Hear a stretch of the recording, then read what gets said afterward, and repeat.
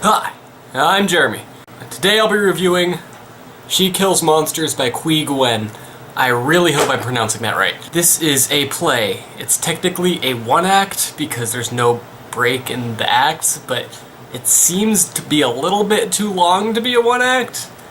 It's 71 pages, and usually in theater, a page takes about a minute, so I guess that's not that long, but anyway, the number of acts, not what we're here for.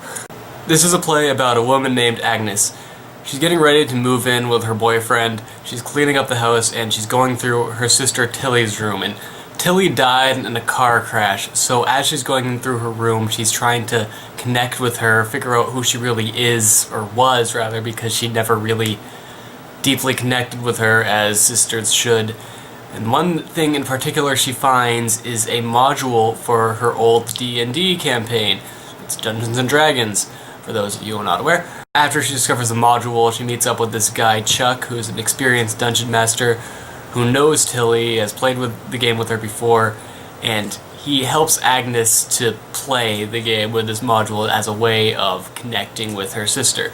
And as she plays the game, the stuff kind of comes to life, but it's more just an artistic representation of playing the game rather than actually coming to life.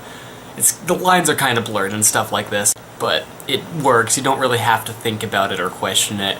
This play takes place in the mid-90s, but this is not just a remember the 90s play, thank God. Even though the time period is only alluded to a few times, there's a very specific reason for it being that way, and that's because nerd culture is a lot more mainstream and socially acceptable today than it was in the mid-90s. It's not at all unheard of for the head cheerleader to marathon Doctor Who in her free time, or for the captain of the football team to also be an avid League of Legends player. These kind of things would get you bullied more likely in the 90s, not as much as they would now, and because of the whole theme of Tilly being an outcast, it wouldn't make sense if it was set in modern times. This is a play about Dungeons & Dragons, but it's also a play about siblings, and guilt, and being an outcast, and ultimately different kinds of love, both sibling love and romantic love. While I really liked this play, there's actually a lot of things that I didn't like, but they went by so fast that I actually forgot about them until it came time to make this video, and I had to think about them for something to say here. There's some cringe-worthy moments in the dialogue here, like, especially in the first few pages. I'm thinking like almost like Big Bang Theory levels of embarrassingly talking about nerd culture. They don't, again, with everything else, they don't last long, and it's forgivable. Something that's less forgivable, though, for me, was two specific characters who I just don't think were well written at all. First is the narrator. I remember reading a tip of playwriting advice once, I don't remember who it was from. Basically it said, if you don't absolutely need to include a narrator in your play, you shouldn't. And this is a play that shouldn't. Into the Woods is a play where the narrator is necessary. She Kills Monsters is not. The narrator isn't in it for very long, she's only in it at the beginning where she gives a monologue, which is probably the most cringeworthy of the stuff I was talking about, and then giving another monologue at the end, and I think there was just one bit of dialogue somewhere in the middle. Not even in the middle, like close to the beginning, but not at the beginning. You know what I mean. I get why Qui Nguyen put the narrator in, because it's easy, it's an easy way of setting up the premise, but it's kind of the cheap way out. There could have been a much more creative way of doing that. The other character that I had a problem with was Steve.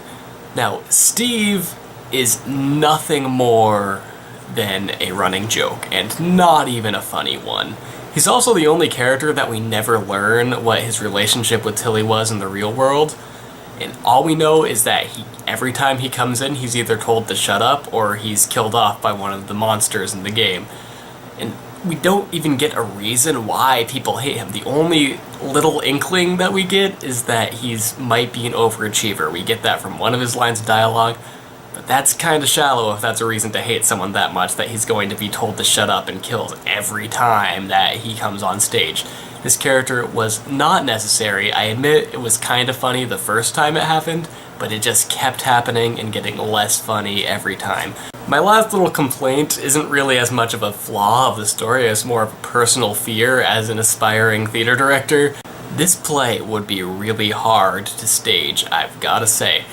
Some of the stage directions in here, I just can't imagine how they would play out. Like, I'll give you an example. Okay, listen to this. Evil Tina rips out his heart and licks it. How do you do that on stage? How do you get an actor to rip out the other actor's heart? I'm trying to think of how that would work. I know it's possible. Theater magic is the thing. Believe me, I've seen some amazing productions, but as someone who every time I read a play, I think about how I would stage it, I'm really stumped with that one, and that is not the only time that I am stumped. Now on to the good stuff. Perhaps the most interesting thing about this play is how it goes back and forth between the real world and the Dungeons & Dragons world. And you see the same people in both. You see the characters that Tilly and her friends created in this world, and then you see the real people they're based on. And the whole time Agnes is just trying to make sense of this because she's grieving for her sister, but she never understood her. She is not part of this nerd culture. It's really cool to see Agnes and Tilly interact, and this is technically Tilly's character, sort of her ghost, just her player character, but they interact as if she's still alive. It's really kind of touching, honestly, even though they still bicker and fight like siblings do, and I found that to be pretty dang realistic. But the fact that Agnes has this last chance to be with her sister in some spiritual way is just really powerful and intriguing. That's really what the story of this play is. Agnes connecting with her sister. That's not to say the other characters are boring, they're not. All of Tilly's friends, who we mostly see as the characters, but you do see a little of them for real, not to spoil anything, all of them have their little quirks and funny things about them that I enjoyed. And I also like how we get to see how Tilly was outcasted by other people at her school, and a little bit by Agnes too, and Agnes is kind of coping with that and making up for that with this. One scene in particular where we see what is very clear to be Tilly's bullies but represented in the game was really powerful, and I think this would be a very intense scene to watch on stage. Definitely one of the most memorable parts of the play. The humor in this play is great. A lot of the dialogue is pretty vulgar, but realistically so, and it's just funny because people talk like that.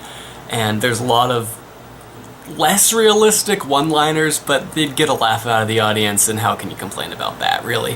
While a lot of the humor is just like that, there's also some legitimately clever scenes. One that comes to mind is when Agnes's boyfriend is visiting her, but she's in the middle of the game and playing it with Chuck, who is the game master, like I said.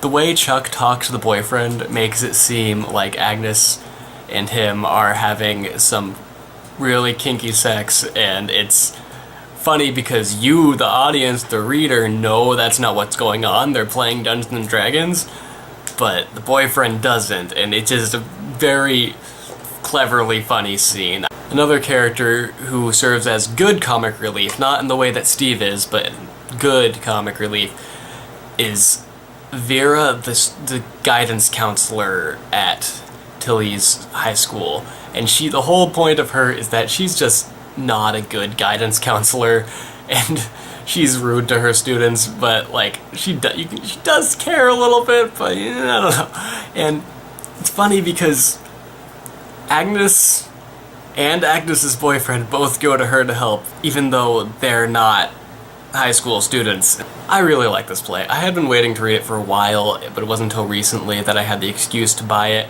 and I'm definitely glad I did. There is a severe lack of fantasy plays being written, and this is an example of how to do it right. I gave this 5 stars on Goodreads. I think it might be more of like a 4.6 than a perfect 5, just due to the flaws that I mentioned earlier, but it is very good read.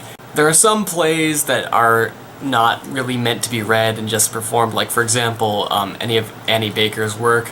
Like I had read Circle Mirror Transformation and I didn't like it at all, but then just yesterday I watched it live and it really moved me, but you won't get that just from reading it. This play, however, She Kills Monsters, super fun to read.